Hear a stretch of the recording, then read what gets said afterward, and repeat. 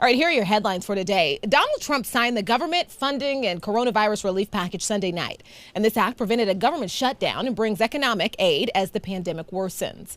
According to The Hill, Trump signed off on the $2.3 trillion package from his Mar-a-Lago estate in Palm Beach, Florida, days after he expressed displeasure with the spending outlined in the omnibus and complained the coronavirus relief measures should include bigger direct payments. Trump specified his wishes of $2,000 per person, up from $600. Now, Trump's delay single-handedly brought the government to the brink of a shutdown, and unemployment benefits expired for millions of Americans Saturday as the bill went unsigned. Trump boasted that he was signing the bill to, in his words, restore unemployment benefits, stop evictions, provide rental assistance, add money for the Paycheck Protection Program, return our airline workers back to work, and substantially more money for vaccine distribution, adding that, and much more. Again, those are the president's words. But remember, unemployment benefits lapsed Saturday, and eviction moratoriums would have done the same had Trump not eventually signed the bill. The House actually just voted moments ago to increase the federal direct payments to $2,000. Now, this measure passed and now heads to the GOP-led Senate, where a lot of political experts say it is not going to go any further, which is interesting because this is what the leader of the GOP has said he wanted. And you may already know House Democrats already tried to pass $2,000 payments by unanimous consent during a pro forma session on Thursday. However, that vote that failed because of Republican congressmen. And it's interesting because we got here from the beginning of the year. You think about what Donald Trump, he downplayed the pandemic, which put us in this situation for the most part, right? We could have been handling so much differently. Now, he never had any negotiations at all. He comes in last minute, says he wants to change and demand more. Then he delays signing it. I think he's just doing it for attention at the end of the day. He's absolutely at our expense. No, absolutely, Romeo. He's doing it.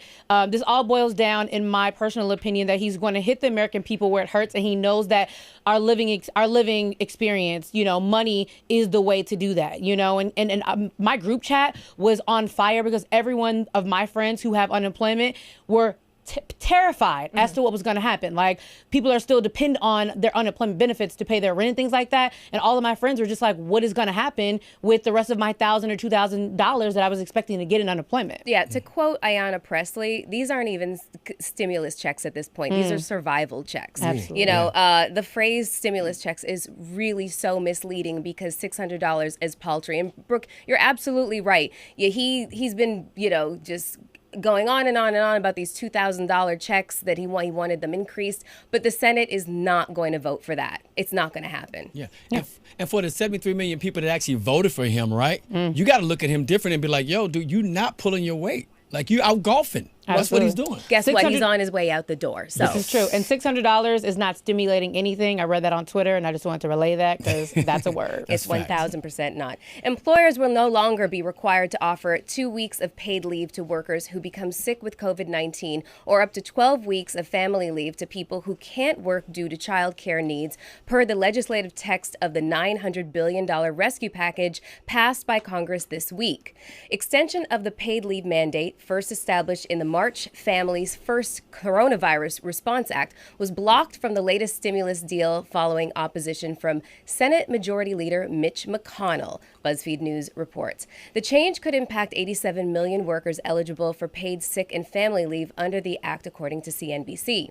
The U.S. is the only one among 22 wealthy nations in the world to not have a federal paid sick leave mandate, according to the data from the Center for Economic Policy and Research. Some states, cities, and employers offer their own forms of paid sick leave, but without a national standard, roughly 24% of U.S. civilian workers, or 33.6 million people, don't have the safety net, according to the Pew Research Center.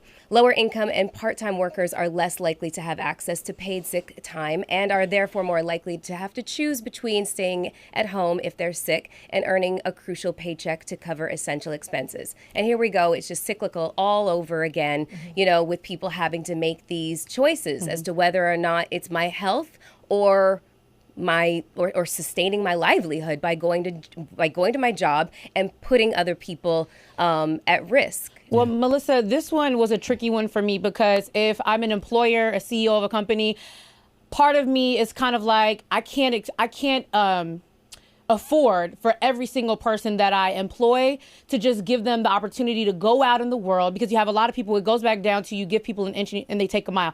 I'm not saying that it's right to not give people paid time off. But what I am saying is I feel like this also will push people to be a little bit more responsible outside of work, because you have people that will be like, oh, I'm going to go to this party, I'm going to do whatever, I'm going to go to concerts, because I know that even if I do get COVID-19, I'm still going to get paid while I'm at home. So I feel like this, although it is, I'm not saying that it's right, this does make people more responsible outside of work to make you think twice about going to things that could affect not being able to get paid for 2 weeks. I was about to say, Demi, that is a heck of a way to, play devil's advocate for that argument. It's an interesting argument. I like that you brought that up, because I always love to bring, what progressive advocates say. And I think it also, just even that argument, when a lot of people make that, and a lot of business owners would tell you that, and they're being honest about it. Yeah. But it goes to show how we value people, how little we value actual human beings in America.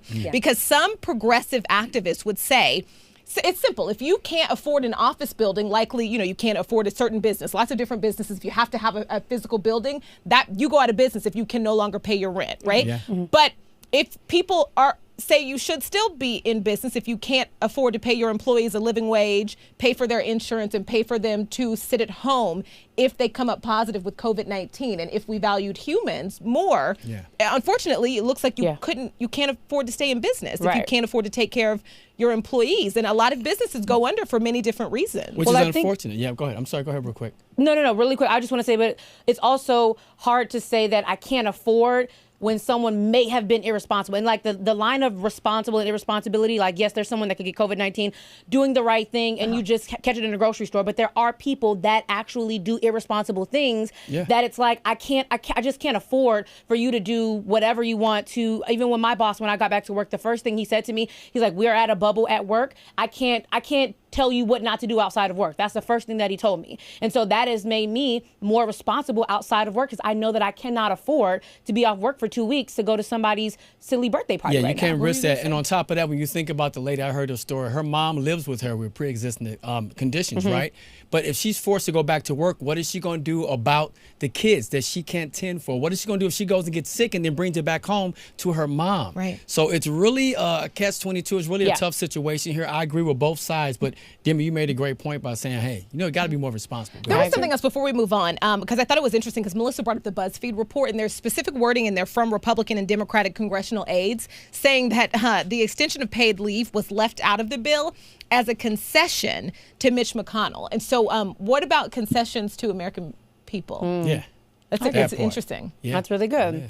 All right. Now, PayPal has announced that check cashing fees associated with the PayPal Cash a Check feature are being waived for government stimulus paper check recipients, which will give more customers access to their funds, usually within minutes from the safety of their home and free of charge. And customers who used the PayPal or Venmo direct deposit feature to receive their stimulus payment in the first round of stimulus payments earlier in the year 2020 will automatically receive their payment directly through PayPal or Venmo again if they're eligible for a second payment. Now, the IRS has advised that the original direct deposit details on file will again be utilized to issue the round of stimulus checks. I really love this because I use PayPal for my business. I have a PayPal debit card. I go shopping with it, things like that. So I like that PayPal is thinking forward motion, because the more people that they can keep inside of home, the better, right? So if you have a $600 check, to some people, $600 is a pair of shoes, but to others, $600 is a lot of money. Absolutely. So if